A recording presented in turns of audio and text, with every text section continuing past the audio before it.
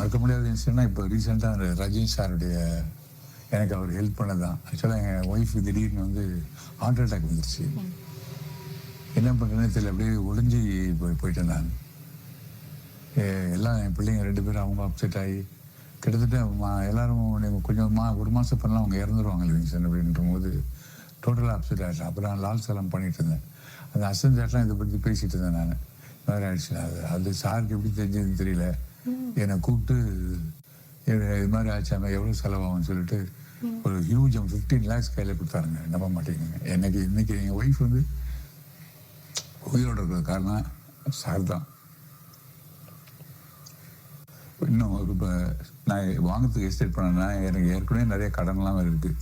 அதோட இது எப்படி கடன் வாங்குறது, கொடுக்கறதுக்கு ரெடியாக இருக்காங்கன்னா எப்படி வாங்கி கட்டுறதுன்ட்டு இருக்கும்போது கடவுள் மாதிரி அவர் யார் அவர் சொன்னா தெரியல கூப்பிட்டு இது பண்ண ஏதாவது ஒன்றும் வேணும்னா நான் இல்லை சார் நான் எஸ்டேட் பண்ணேன், நான் உன் பிரதர் மாதிரி, நான் ஒரு பிரதர் கொடுத்தா வாங்கிக்க மாட்டேன் நீ சொல்லு சார் அப்படின்னு வாங்கிக்க, உனக்கு இன்னும் ஃபர்தராக வேணான்னு கூட சொல்லு நான் கொடுக்குறேன். அது மாதிரி அவர் அப்புறம் நிறைய பேர் சொன்னாங்க அவங்க ஆஃபீஸில் நான் வாங்கி போகும்போது அவ்வளோ பேருக்கு அவர் உதவி செய்கிறாருங்க.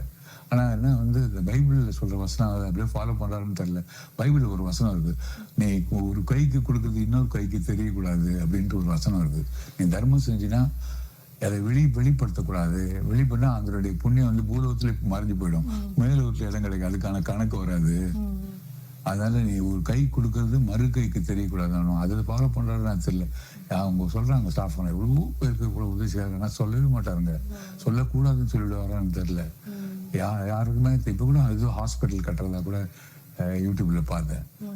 சச் ஒண்டர்ஃபுல் பர்சன், இறக்கமுள்ள ஒரு ஃப்ரெண்ட்லியான ஒரு என்ன சொல்றது, அவரை பத்தி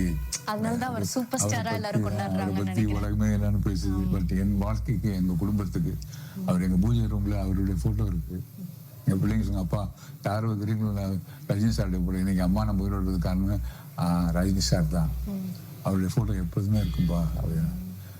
அது போல அவரு தான் எங்களுக்கு இப்போ ஆக்சுவலாக கடவுள் மாதிரிங்க. இல்லைன்னா என் ஒய்ஃப் நிலைமை என்ன ஆயிருக்கும்னு தெரியல.